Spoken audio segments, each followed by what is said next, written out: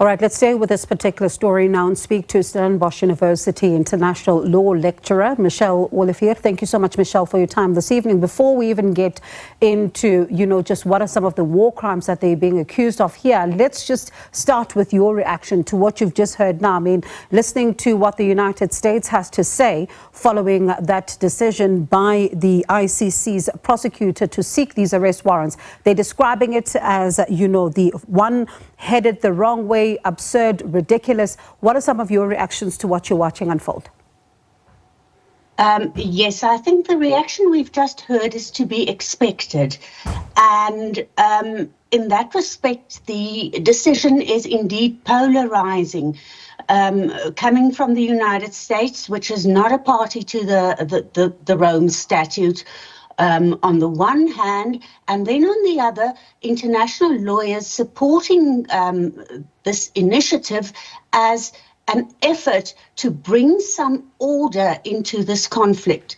We should just remember that the ICC, the International Criminal Court, differs from the International Court of Justice in the respect that the ICC have jurisdiction over individuals and not as states. So the jurisdiction here is indeed problematic, as being pointed out, and one can expect that both sides will play it to their advantage. And when you look then at this particular development, I mean, let's start with the specific war crimes and crimes against humanity that Israeli leaders and Hamas officials are being accused of by the court.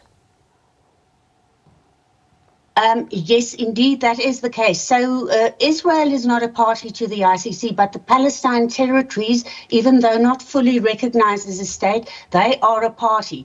So the atrocities committed within the Palestine territories would fall under the jurisdiction of the court.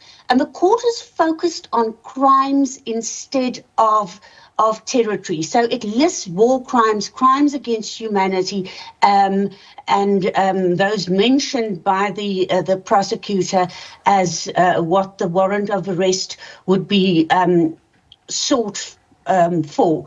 So the benefit of this approach is, I think, the even-handedness of it all. To seek warrants of arrest for members of both sides, and the counter argument to what the US is mentioning is that it seeks to to challenge this kind of pick and mix approach to international law, where each side just uses the rules of international law, supporting their particular stance, and to bring some kind of balance and proportionality to the conflict. So what impact then does it have on the work of the court, especially when you listen to the possible sanctions, the possible, threats now that the United States is having to, consider? Because they say that, they want to see if they're not able to then act specifically against the prosecutor, of course, and some of the associates and their families there. Does this impact their work at all? Because it does put them under some kind of pressure. I think it does indeed. And you must consider the history of the ICC that has already suffered a number of legitimacy crises in the past. And it's trying very hard to overcome those. So in the past, the ICC has focused particularly on African perpetrators, and that has alienated the African continent. Then it has had a very low success rate because it is difficult to bring these alleged perpetrators to stand trial. They are being protected in the conflicts in the countries that they are involved in. And then I think the major concern is that this process might interfere with a very delicate diplomatic relations and negotiations underway to settle this conflict. So I don't think there should be any misconceptions that the end of the conflict will not be brought by a legal through a legal mechanism and through a legal decision. Normally, prosecution for war crimes comes after the conflict. Here it is in the middle of the conflict. And it is very critical that we don't want to see interruption of delivery of humanitarian aid, the release of the hostages, a ceasefire, and all of those sit in a very, very delicate balance with this issuing of warrants at this point in time. So listening to what you're saying then, Michèle, what are likely to be the consequences then of this move by the ICC, especially when you look at what is taking place on the ground as you've just described it?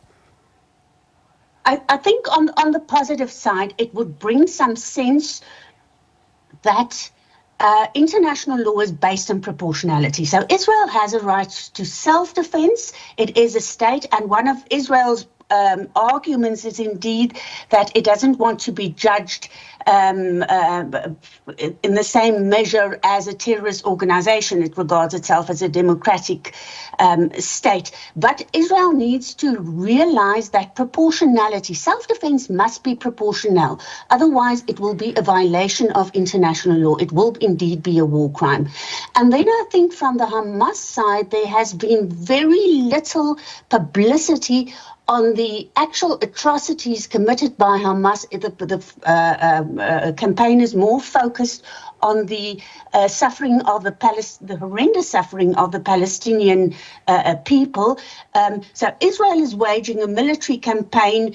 There's a huge social media campaign bringing focus to the Palestinian people, and Hamas operates at a level where there's not a lot of light cast on these potential war crimes. So I think on the positive side, it shows parity before international law. It shows that impunity will not be tolerated in this new global era that we are moving towards, and that both sides should be reasonable in conducting this campaign. So, Michèle, as we end off our conversation, then I wonder what is your reaction to another development in this particular story, that Ireland, Norway and Spain have decided to formally recognize Palestine as an independent state? Yes, I think that is to be welcomed, and it's inevitable. Palestine has for a long time only had observer status in the United Nations, so it's not fully recognized as a state, and it's in that capacity that it managed to become a party to the International Criminal Court. But it is inevitable if the two-state solution is to be followed, and I do not think that stands in any way in the way of hampering efforts to seek a ceasefire or ending of hostilities. It will be sooner rather than later, and I think it is far overdue. Michèle, appreciate your insights this evening. Thank you so much for chatting to us. That's Stellenbosch University's international law lecturer, Michèle Olivier.